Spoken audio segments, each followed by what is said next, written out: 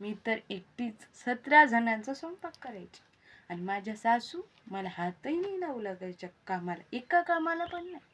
आणि बिना आंघोळीचा तर चहालाही हात नाही लावू द्यायच्या मला. आंघोळ करून पूर्ण स्वयंपाक करायला लागायचा मला.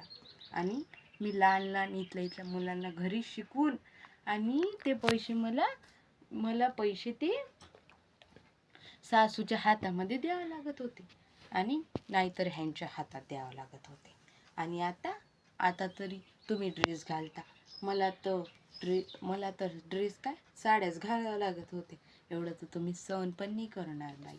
आणि मला 7-8 खोल्या सारवा पण लागत होते. आता तर स्टाईल असून मुली पुसत पण नाही.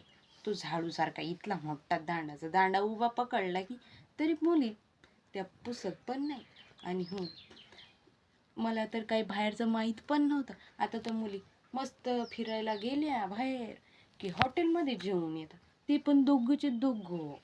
आणि हो बाई, आमच्या सासू तर आल्या की आणि सासरा आला की असा पदर आमच्या असा असा खांद्यावरून सुद्धा आमचा सरकत नव्हता, नाहीतर डोक्यावर घ्यायला लागत होता ग बाई.